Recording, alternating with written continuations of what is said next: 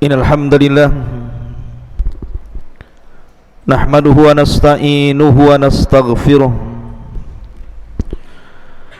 wa na'udzu billahi min shururi anfusina wa sayyiati a'malina man yahdihillahu fala mudhillalah wa man yudlil fala hadiyalah. Asyhadu an la ilaha illallah wahdahu rabbi la syarika lah wa asyhadu anna Muhammadan abduhu wa rasuluhu alladzi la nabiyya ba'dah. Faqala Allahu azza wa jalla fi muhkami tanzilihi ba'da a'udzu billahi minasy syaithanir rajim. Ya ayyuhalladzina amanu taqullaha haqqa tuqatih wa la tamutunna illa wa antum muslimun. Fa inna asdaqal hadithi kitabullah wa khairal huda huda Muhammadin sallallahu alaihi wasallam wa syarral umuri muhdatsatuha wa kullu muhdatsatin bid'ah wa kullu bid'atin dhalalah wa kullu dhalalatin finnar. Ajaranillah wa iyyakum minal bid'ah wad dhalalati wan nar. Ma'asyiral muslimin, jamaah Jumat rahimakumullah. Sebelum khatib menyampaikan khutbahnya, biasa khatib memberikan nasihat untuk khatib pribadi dan tentunya jamaah sekalian. Usikum wa nafsi bitaqwallah. Marilah kita senantiasa meningkatkan takwa kita di hari Jumat ini dengan senantiasa memperbanyak salawat kepada Nabi sallallahu alaihi wasallam. Allahumma salli ala Muhammad wa ala alihi wa sahbihi wa sallam ajmain. Ma'asyiral muslimin yang dimuliakan Allah Subhanahu wa taala, pada khutbah kali ini khatib akan menyampaikan sebuah amalan yang memiliki rahasia pengaruh yang sangat dahsyat tentunya dalam kehidupan dunia yang fana ini. Amalan yang paling mulia tentunya dalam rangka mendekatkan diri kepada Allah Subhanahu wa taala. Bahkan amalan ini sekalipun kecil tetapi berpahala dan pengaruh besar dalam kehidupan dunia. Bahkan amalan ini betapa banyak karenanya orang-orang yang mendapatkan nikmat Allah, dan betapa banyak kesulitan-kesulitan dirubah menjadi sebuah kebahagiaan. Bahkan karenanya doa-doa dikabulkan dan diijabah Allah Subhanahu wa taala. Dan Allah Subhanahu wa taala tanamkan perasaan cinta dan kasih sayang kepada para pelakunya. Bahkan bisa menghilangkan permusuhan dan mendatangkan kecintaan dan persaudaraan. Amalan apa ini begitu tingginya di hadapan Allah Azza wa Jalla? Amalan ini adalah sedekah. Sedekah adalah amalan yang memiliki keajaiban yang luar biasa. Maka khutbah kali ini saya akan menyebutkan poin atau 10 poin tentang keajaiban sedekah. Yang pertama, kalau anda ditanya, maukah anda masuk neraka? Saya yakin semua orang mengatakan tidak akan mau dimasukkan ke dalam neraka, karena tahu neraka itu panas. Lalu bagaimana caranya seseorang itu bisa selamat dari neraka? Bahkan dengan amalan yang kecil orang bisa diselamatkan dari neraka. Apa itu? Bersedekahlah. Nabi sallallahu alaihi wasallam bersabda dalam sebuah hadis dari Adi bin Hatim radhiyallahu an, qala Rasulullah sallallahu alaihi wasallam, ma minkum min ahadin illa sayukallimuhu rabbuhu laisa bainahu wa bainallahi turjuman fayanzuru aymana minhu fala yura illa ma qaddam wa yanzuru ila ash'ama minhu fala yara illa ma qad qaddam wa yanzuru baina yadayhi fala yura illa an-nar tilqa'a wajhi. Faqala an-nabiy sallallahu alaihi wasallam fattaqun nara walau bisyikki tamra. Rawahu Syaikhan. Kata Nabi sallallahu alaihi wasallam, tidaklah seorang di antara kalian kecuali akan diajak bicara Allah, di mana antara kalian dengan Allah tanpa ada penerjemah, langsung kita berdialog dengan Allah Azza wa Jalla. Kemudian orang ini akan melihat ke arah kanan, maka tidak dilihat kecuali apa yang sudah dilakukan dari kebaikannya. Kemudian dia pun mengarah ke arah kiri, sama, tidak dilihat kecuali apa yang dilakukan dari balasan keburukannya. Kemudian dia menghadap ke depan, rupanya di hadapannya neraka yang siap menerkamnya. Maka Nabi SAW mengatakan, takutlah kepada Allah dari neraka, walaupun dengan bersedekah separuh butir daripada kurma. Lihat ma'asyiral muslimin yang dimuliakan Allah Azza wa Jalla, Nabi SAW tidak mengatakan sekeranjang kurma. Nabi SAW tidak mengatakan satu truk kurma, tapi Nabi SAW mengatakan hanya separuh dari potongan satu butir kurma. Artinya bahwa terkadang sedekah yang nilainya sedikit tapi bisa menjadi penyelamat api neraka. Maka bersedekahlah. Boleh jadi ada satu sedekah kita ini yang diijabah oleh Allah Subhanahu wa ta'ala, dengan sebab itulah kita dibebaskan dari api neraka. Ini yang pertama. Yang kedua, kalau anda melakukan maksiat kepada Allah Azza wa Jalla, terkadang ada maksiat-maksiat itu Allah Subhanahu wa ta'ala akan murka kepadanya. Dan terkadang gara-gara orang melakukan kemaksiatan, terkadang orang jadi putus asa karena ketakutan Allah Subhanahu wa ta'ala akan mengadab dirinya. Maka bagaimana caranya supaya Allah Subhanahu wa ta'ala tidak mengirimkan murka dan amarahnya kepada kita lantaran kemaksiatan-kemaksiatan yang kita lakukan? Maka kata para ulama, bersedekahlah. Kalau ada orang yang mengatakan, bagaimana mungkin dengan bersedekah sedikit bisa mencegah murka Allah, sementara dosa yang kulakukan itu teramat sangat banyak? Maka perhatikan sabda Nabi SAW. Nabi SAW bersabda, inna sadaqatas sir tudfi'u ghadaba rabbi tabaraka wa ta'ala. Sesungguhnya sedekah yang dilakukan tanpa sepengetahuan manusia, sembunyi-sembunyi, apakah sedekah banyak ataukah sedikit, itu bisa mencegah kemurkaan Allah Subhanahu wa ta'ala. Bahkan dalam hadis yang lain, was-sadaqatu tudfi'ul khati'ata kama yudfi'ul ma'un nar. Dan sedekah itu bisa menghilangkan semua dosa seperti air bisa memadamkan api. Kemudian yang ketiga, apakah anda mau diberikan tempat yang sangat layak kelak di padang mahsyar, di bawah arsy Allah Subhanahu wa ta'ala, di mana ketika Allah Subhanahu wa ta'ala dekatkan matahari 1 mil di atas kepala, kemudian orang pun berkeringat dan keringatnya menjadi lautan bagi badannya. Ada yang tenggelam selutut, ada yang tenggelam sepusar, ada yang tenggelam sedada, bahkan ada yang tenggelam seluruh badannya dengan keringatnya. Tapi di sana ada satu tempat yang orang tidak mungkin tenggelam dengan keringatnya, karena ada naungan arsy Allah Subhanahu wa ta'ala. Apakah anda ingin mendapatkan tempat di mana anda mendapatkan naungan arsy Allah Subhanahu wa ta'ala? Tentu jawabannya ya, saya ingin mendapatkan tempat itu. Lalu bagaimana caranya? Caranya dengan cara bersedekah. Nabi SAW bersabda, sab'atun yudhilluhumullahu fi dhillihi yawma la dhilla illa dhilluh.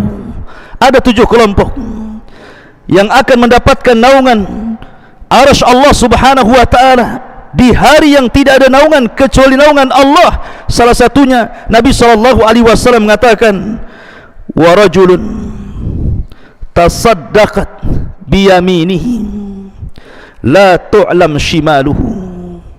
Seorang laki-laki yang bersedekah dengan tangan kanannya sampai tangan kirinya tidak tahu. Bahkan dalam hadis yang lain Nabi SAW mengatakan, kullum ri'in fi dhilli sadaqatihi yaumal qiyamah. Setiap manusia akan mendapatkan naungan di atas kepalanya karena sedekahnya kelak pada hari kiamat. Bahkan ketika manusia sedang diputuskan putusan mereka, orang-orang yang bersedekah ini sambil menunggu putusannya tetap mendapatkan naungan Allah Azza wa Jalla dari arasy-Nya.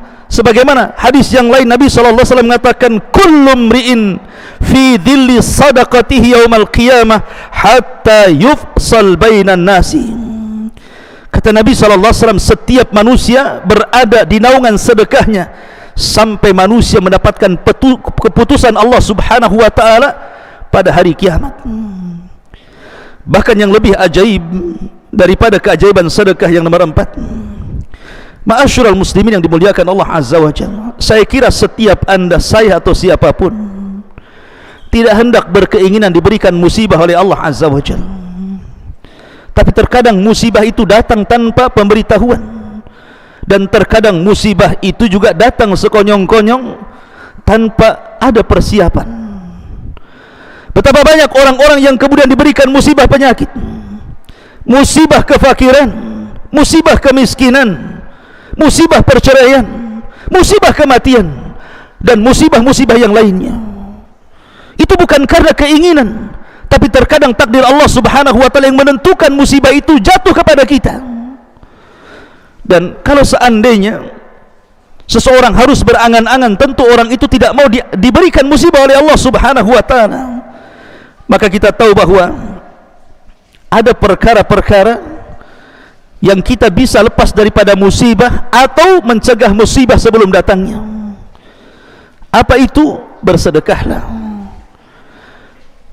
Ada sebuah nasihat yang sangat menarik dari Nabi Allah Yahya alaihi salatu wassalam kepada Bani Israel.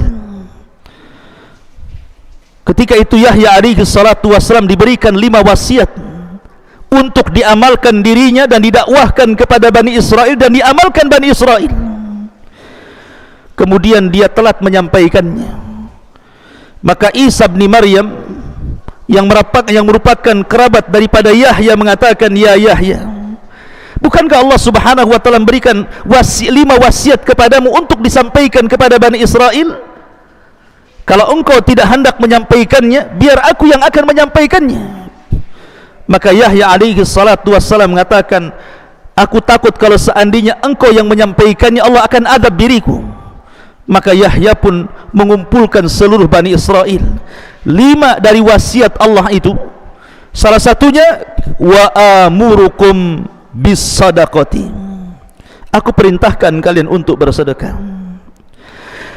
Kemudian beliau mempermisalkan, fa inna mathala dzalika kamathali rajulin asarahul adu fashaddu yadayhi ila unuqi wa qaddamuhu liyadribu unuqahu faqala hal lakum an aftadiya nafsi minkum faja'ala yaftadi nafsahu minhum bil qalili wal kathiri hatta fakka nafsahu.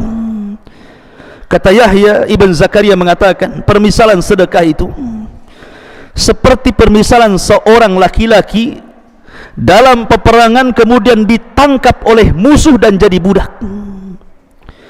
Kemudian dirantai tangannya, diikat sampai ke lehernya, kemudian dihadapkan kepada musuhnya dan hampir-hampir memenggalnya.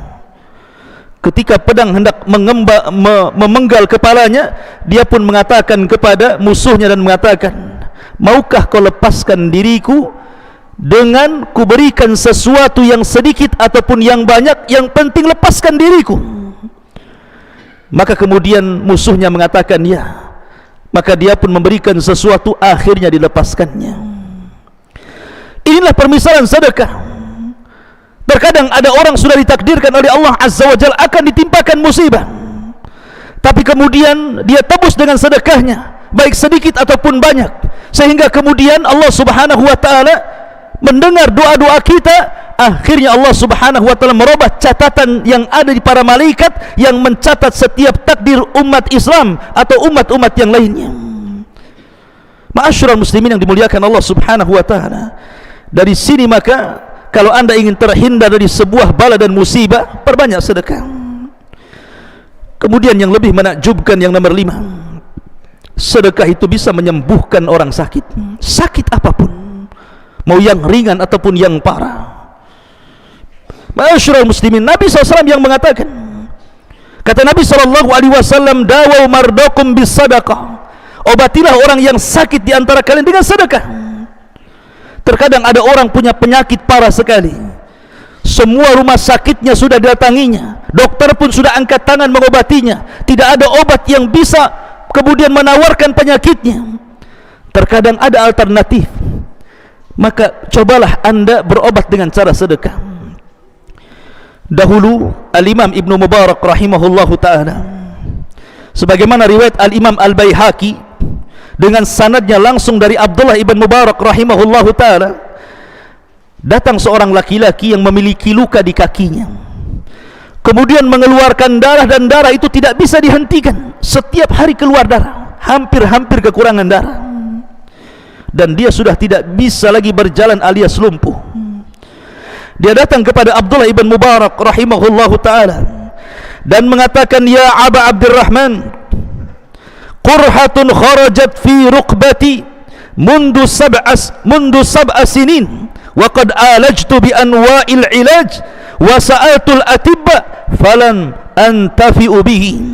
Wahai Abdullah ibn Mubarak, wahai imam, aku memiliki luka di kakiku, mengeluarkan darah terus, mengeluarkan nanah terus, dan aku sudah berbagai macam obat ku minum, sudah berbagai macam dokter ku datangi, tapi tidak ada manfaatnya. Maka Abdullah ibn Mubarak rahimahullahu ta'ala mengatakan, idhab fangdur maudian yahtajun nas ilal ma. Kalau begitu, pergilah kau ke sebuah daerah, cari orang-orang yang berhajat dengan air, kemudian fahfir hunaka bi'ran, galilah kau sumur di situ, kemudian bersedekahlah dengan airnya kepada fuqara wal masakin yang berhajat dengan air itu. Akhirnya dia pun melaksanakan wasiat Abdullah ibn Mubarak. Dia mencari sebuah daerah yang tidak ada air kekeringan, dia gali sumur, kemudian airnya disedekahkan. Selang beberapa waktu yang sangat singkat, tiba-tiba kemudian Allah sembuhkan penyakitnya, dan dia pun bisa sehat dan mampu berjalan kembali. Lihat bagaimana tajarub sedekah ini. Ma'asyiral muslimin yang dimuliakan Allah Azza wa Jalla. Kemudian juga asar yang lainnya, ma'ruf Al-Imam Al-Hakim An-Naisabur yang mengarang kitab Al-Mustadrak lil Hakim. Dia pun suatu ketika memiliki luka di badannya, sakit, ada yang mengatakan di mukanya, sehingga dia sudah berobat ke sana kemari, tidak kunjung sembuh-sembuh. Akhirnya dia datang ke pengajian salah seorang alim dari ulama'i ahli sunnah wal jamaah, Abu Uthman As-Sabuni rahimahullahu ta'ala, pengarang kitab Aqidah Ashabil Hadis. Dia pun ikut halaqah kajian Abu Uthman As-Sabuni ini. Setelah kemudian dia mengikuti halaqah itu, dia datang kepada Abu Uthman As-Sabuni dan mengatakan, ya imam, saya memiliki luka di wajah, adakah fatwa bagaimana cara menyembuhkannya? Maukah kau mendoakan diriku dan jamaahmu agar Allah menyembuhkan penyakitku? Akhirnya Imam As-Sabuni rahimahullahu ta'ala meminta jamaahnya untuk mendoakan Imam Hakim Naisabur agar sembuh dari penyakitnya. Kemudian setelah selesai pengajian, ada seorang wanita salihah yang ikut majlis di situ, bermimpi.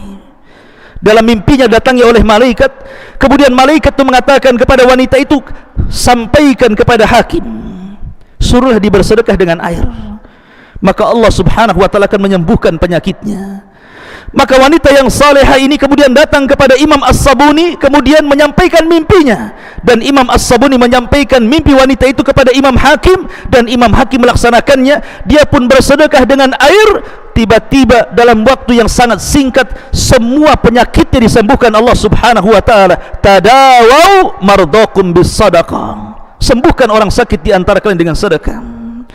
Ma'asyiral muslimin yang dimuliakan Allah Azza wa Jalla, bahkan yang lebih menakjubkan sedekah ini, ikhwatu fiddin, kalau saya tanya anda, maukah anda setiap hari didoakan malaikat? Setiap hari didoakan malaikat, sementara malaikat ibadun mukramun, hamba Allah yang sangat mulia, yang tidak mungkin ditolak doanya, dekat dengan Allah, tidak pernah maksiat, wa yaf'aluna ma yu'marun.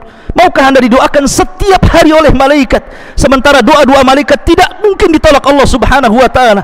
Jawabannya, tentu saya ingin didoakan malaikat setiap hari. Lalu bagaimana caranya? Caranya kata para ulama, bersedekahlah. Nabi SAW bersabda dalam sebuah hadis, "Ma min yaumin yusbihul ibadu fihi illa malakani yanzilan fayaqul ahaduhuma Allahumma a'ti munfiqan khalafa wa yaqulul akhar Allahumma a'ti mumsikan talafa." Tidaklah setiap pagi seorang hamba kecuali didatangi malaikat dan mendoakan dia setiap hari. Jadi setiap pagi ada dua malaikat datang kepada kita masing-masing kita setiap hari. Kemudian yang satu mengatakan, Allahumma a'ti munfiqan khalafa, ya Allah, berikan kepada orang ini, orang yang suka sedekah ini, ganti yang lebih baik. Kemudian yang satunya mengatakan, ya Allah, hancurkan harta orang ini karena dia tidak pernah bersedekah menahan hartanya. Jadi kalau kita ingin didoakan kebaikan malaikat, maka bersedekahlah. Kalau bisa setiap hari walaupun sedikit, boleh jadi yang sedikit ini bertepatan dengan doa malaikat, akhirnya Allah berkahi harta dan keluarga kita. Ma'asyiral muslimin yang dimuliakan Allah Azza wa Jalla. Kemudian yang nomor 7, orang yang bersedekah akan diberkahi, diberikan tambahan kebaikan, baik tambahan kebaikan secara nominal, Allah Subhanahu wa taala makin mengayakan, memberikan kekayaan kepada kita, atau walaupun mungkin secara nominal tidak bertambah, tetapi Allah tambah berkahnya sehingga yang sedikit seolah-olah banyak dan mencukupi segalanya. Nabi SAW pernah mengatakan, "Thalathatun uqsimu alaihinna wa uhaddithukum hadithan fahfadhuh." Kata Rasul, 3 perkara aku bersumpah kepada 3 perkara itu. Sebenarnya bagi Rasul tidak perlu bersumpah, tapi Nabi SAW ingin menguatkan perkara ini, bahwa perkara ini perkara yang sangat urgent, perkara yang sangat penting untuk disampaikan. Maka ku ceritakan kepada kalian, hafalah 3 perkara ini, kata Rasul. Yang pertama kata Rasul, ma naqasa min malis sadaqah, tidak mungkin berkurang harta yang disedekahkan, bal yazdad, bal yazdad, bal yazdad, bahkan bertambah, bertambah dan bertambah. Kemudian yang kedua, wala zulima abdun madlamatun sabara 'alaiha illa zadahullahu izzan, tidaklah seorang hamba dizalimi tapi dia sabar, tidak membalas, kecuali Allah akan berikan kemuliaan hidup padanya. Kemudian yang ketiga, wala fataha abdun baba mas'alatin illa fatahallahu alaihi babal faqri, tidaklah seseorang membuka pintu meminta-minta kecuali Allah Subhanahu wa taala bukakan pintu kefakiran kepadanya. Lihat bagaimana Rasul mengatakan di awal, ma naqasa min malis sadaqah, tidak berkurang harta yang disedekahkan. Dan yang nomor 8, orang yang bersedekah akan dilipat gandakan hartanya di hadapan Allah, sebagaimana firman Allah Azza wa Jalla, mathalul ladzina yunfiquna amwalahum fi sabilillah kamathali habbatin ambatat sab'a sanabil fi kulli sumbulatin mi'atu habbah wallahu yudha'ifu liman yasha wallahu wasi'un alim.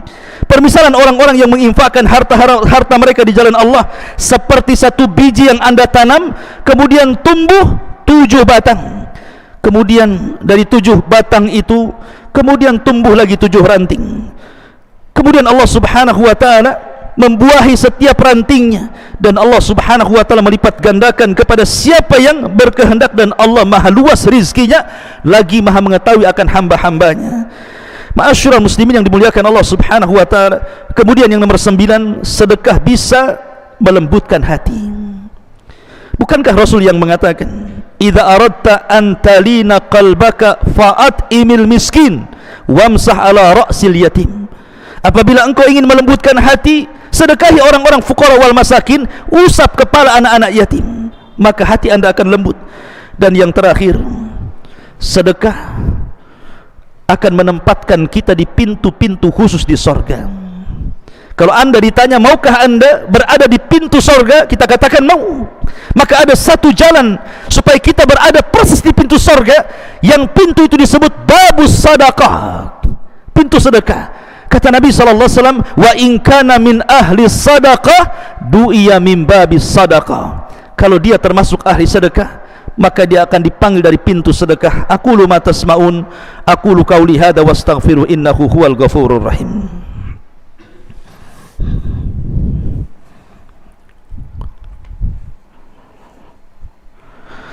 Bihamdillahi wassalatu wassalamu ala rasulillah wa ala alihi wa sahbihi wa mawalah wa la hawla wa la quwata illa billahi wa ba'du.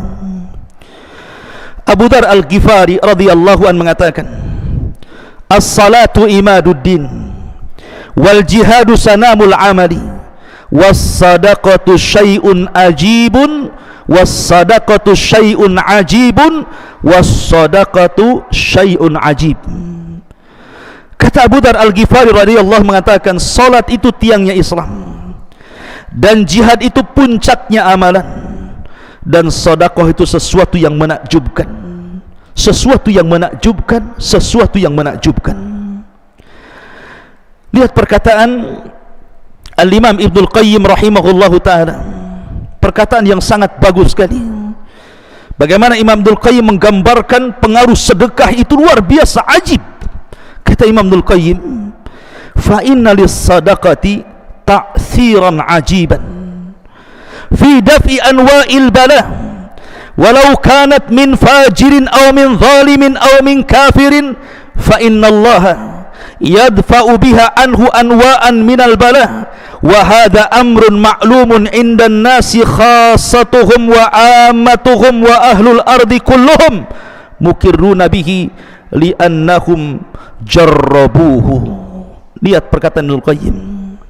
Kata Imam Ibnul Qayyim rahimahullahu ta'ala, sesungguhnya sedekah itu memiliki pengaruh yang luar biasa, terutama ketika mencegah dari berbagai macam musibah yang akan Allah timpakan kepada kita. Apakah sedekah itu datang dari orang fajir? Apakah sedekah itu datang dari orang zalim? Hatta sedekah itu datang dari orang kafir sekalipun. Jadi kalau seandainya orang kafir bersedekah, orang zalim bersedekah, orang fajir bersedekah, mereka orang jahat, tetapi Allah akan menghindarkan bala kepada mereka. Tapi justru orang yang beriman kalau tidak bersedekah, boleh jadi bala akan ditimpakan kepada dia. Itulah pengaruh sedekah. Bukan hanya kepada orang baik saja, Allah subhanahu wa ta'ala akan mencegah. Hatta orang kafir sekalipun, kata Imam Ibnul Qayyim, akan dicegahkan bala kepadanya. Kemudian dia mengatakan, karena ini perkara yang maklum menurut manusia, baik orang khususnya atau orang umumnya, dan seluruh bumi menyaksikannya, karena mereka sudah mencobanya. Lihat bagaimana sedekah itu sesuatu pengaruh yang luar biasa bagi kehidupan kita. Dan Abdullah ibn Mas'ud radhiyallahu anhu mengatakan, anna rajulan abadallaha sab'ina sanatan thumma asaba fahishatan fa ahbata amaluhu thumma marra bimiskinin fatasaddaqu alaihi biraghif fa ghafara Allahu lahu dhanbah wa radda alaihi amalu sab'ina sana. Kata Abdullah bin Mas'ud radhiyallahu anhu, ada seorang hamba, dia beribadah kepada Allah 7 tahun lamanya, kemudian dia ditimpa fahisyah, jatuh ke dalam sebuah perbuatan dosa, maka Allah hapuskan amalannya. Kemudian dia lewat di sebuah tempat, rupanya ada orang miskin, kemudian dia keluarkan rotinya pada roti itu untuk perbekalan dirinya, tapi dia ingin bersedekah karena kasihan dengan orang miskin itu, dikasihkan rotinya. Maka Allah subhanahu wa ta'ala kembalikan pahala yang sudah dihilangkan selama 7 tahun kepada hamba ini. Gara-gara sedekah Allah kembalikan pahalanya. Kemudian juga Abdullah bin Abbas radhiyallahu anhu mengatakan, wa qad su'ila ay as-sadaqatu afdal. Kata Abdullah bin Abbas, beliau pernah ditanya, sedekah apa yang paling utama? Maka Abdullah bin Abbas mengatakan, al-ma, air. Alam taro ila ahli nar, tidakkah kau lihat angan-angan penduduk neraka? Apa yang dikehendaki penduduk neraka? Bukankah Allah yang mengatakan, wa nada ashabun nar ashabal jannah an afidu alaina minal ma' aw mimma razaqakumullah. Ketika penduduk neraka berteriak kepada penduduk sorga, mintalah setetes air bersih kalian atau rizki yang Allah rizkikan kepada kalian. Tapi penduduk sorga mengatakan, innallaha harramahuma 'alal kafirin. Maaf, Allah haramkan kepada orang kafir. Sedekah ini sesuatu yang sangat ajaib sekali pengaruhnya di dunia ataupun di akhirat. Mudah-mudahan kita termasuk dari orang-orang yang mutasaddiqun, orang-orang yang senantiasa bersedekah, sehingga Allah Subhanahu wa taala memberikan banyak keutamaan yang sudah saya jelaskan di khutbah kali ini. Innallaha malaikatahu yusalluna 'alan nabi ya ayyuhalladzina amanu sallu 'alaihi wa sallimu taslima. Allahumma ighfir lil muslimina wal muslimat wal mu'minina wal mu'minat al ahya'i minhum wal amwat innahu qaribun mujibu da'wa ya qadiyal hajah. Rabbana atina fid dunya hasanah wa fil akhirati hasanah wa qina adzabannar. Wa sallallahu ala nabiyyina Muhammad walhamdulillahi rabbil alamin. Qumu lis salatil jum'ah rahimakumullah.